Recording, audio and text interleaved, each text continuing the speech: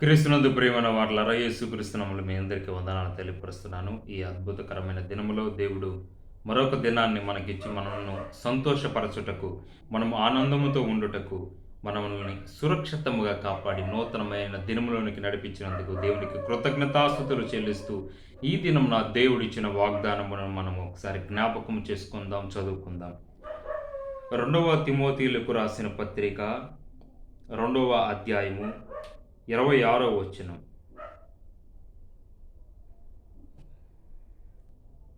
కింద లైను చివరి భాగం.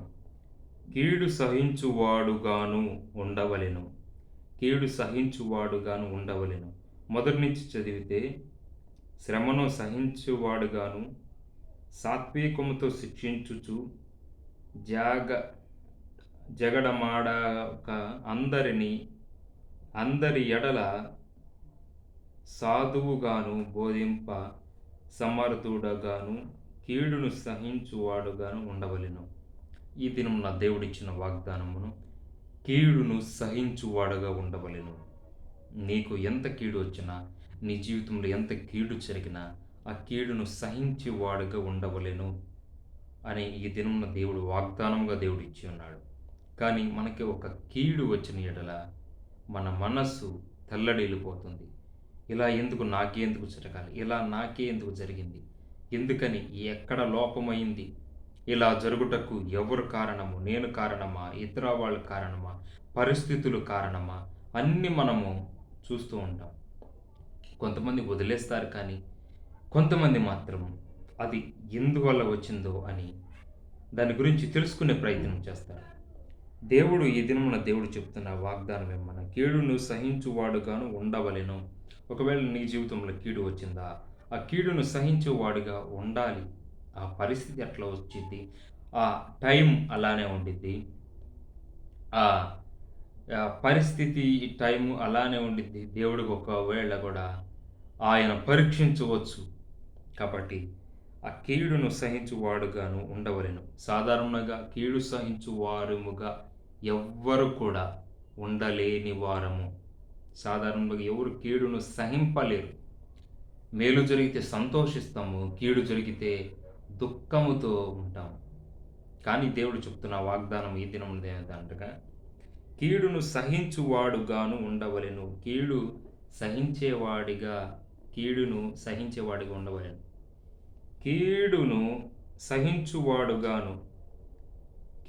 సహించువాడుగాను అంటే ముందు ఒకరు సహించారు.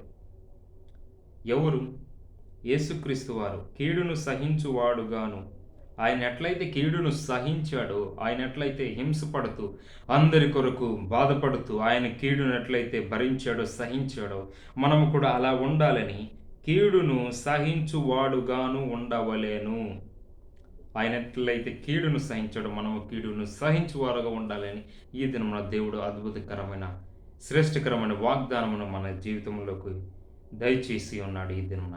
కాబట్టి ఈ దినమున కీడును సహించువాడుగాను మనం ఉండవలెను. మనం కీడు వచ్చినప్పుడు బాధపడతాం, చింతపడతాం, ఆందోళన చెందుతాం. ఇల్లు ఎందుకు జరిగిందని మనకు మనమే ఏమైంది, దేంట్లో ప్రాబ్లం అని తెలుసుకుంటాం. అలాగే కీడుని యాక్సెప్ట్ చేసే వారంగా ఉండం. మేలుని మనం యాక్సెప్ట్ చేస్తున్నాం, కీడును యాక్సెప్ట్ చేయాలి. యోబు భక్తుడు అంటాడుగా, మేలు అనుభవించుదుమా, మేలును అనుభవిస్తూ ఉన్నాము కదా ఇంతవరకు, కీడును అనుభవించాలి, కీడును మనం సహించాలి, కీడును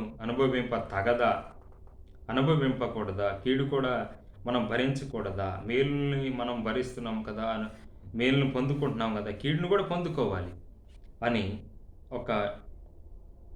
ఆయన ఒక సరి అయిన స్తంభంలాగా నిలబడ్డాడు. ఎండ కాచిన, వాన వచ్చిన, అలాగా స్తంభం ఎలాగ నిలబడిద్దో అలాగా ఆయన మేలు జరిగిన, కీడు జరిగిన స్ట్రైట్గా నిలబడ్డాడు. అలాగే ఈ దినం మన దేవుడు ఇచ్చిన వాగ్దానం ఏమనగా, కీడును సహించు వారంగా ఉండాలి. మన జీవితం తప్పనిసరిగా కీడును సహించే వారంగా ఉండాలి. దేవుడిచ్చిన వాగ్దానం. ఒకవేళ ఆ కీడును సహింపలేని స్థితిలో దేవుని ప్రార్థించినప్పుడు ఆ కీడు నుండి మనల్ని విడిపించి వాడై ఉన్నాడు. కాబట్టి ఆ కీడు నుండి మనల్ని మనకు సహనం నేర్పేవాడిగా, ఆ కీడులో మనకి సమాధానముగా ఉండే వారముగా ఉండటానికి ఆయన సహాయం చేయనయ్యున్నాడు. ప్రార్థన. ప్రేమ కలిగిన మా ప్రభువా, నువ్వు దినమున అయా నీ బిడ్డలతో మాతో మాట్లాడిన మాట, కీడును సహించువాడుగా ఉండవలెను. ఎవరు కీడును సహించువాడుగా ఉండవలెను? కీడును సహించువాడుగా ఎవరు ఈ ముందు ఎవరు సహించారు కీడును? కీడును ఎవరు సహించారు అనగా, నీవే కీడును సహించువాడిగా మారి, మా కీడంతా నీవు మోసి, నీవు సహించావు. మేము మా అన్నిటిని మాకు అయా నీకు విరోధమైన అన్నిటిని కూడా నువ్వు సహించావు. మమ్మల్ని కూడా అలాగా నువ్వు నడిపిస్తున్నావు. కీడును సహించు వారముగా, చెడు వార్త విన్నప్పుడు సహించు వారముగా, ఈ మంచి వార్త విన్నప్పుడు గంతులు వేసే కంటే చెడు వార్త విన్నప్పుడు కూడా మౌనంగా ఉండడమే, నార్మల్గా ఉండటమే ఎంతో శ్రేష్టకరమైన జీవితం. ఈ దినమున కీడును సహింపవలెను, కీడును కూడా మనం సహింపాలని నీ వాగ్దానముగా ఇచ్చి ఉన్న ఈ దినమంతట్లో సహాయం దయచేయమని ప్రార్థిస్తున్నాం. కీడులో బాధపడుతున్నవారు, కీడులో తల్లడిల్లిపోతున్నవారు, కలత చెందుతున్న వారిని నీవు ఒకసారి దర్శించి వారిని కీడు నుండి మేలులోనికి తెమ్మని ప్రార్థిస్తూ, ఆ కీడులో వారికి సహనమును, ఓర్పును దయచేయమని ప్రార్థిస్తూ యేసుక్రీస్తు నామములో ప్రార్థన చేయుచున్నాము తండ్రి. ఆమేన్. ఈ అద్భుతకరమైన దినమున దేవుడు మిమ్మల్ని అందరిని దీవించును గాక. ఆమేన్. God bless you.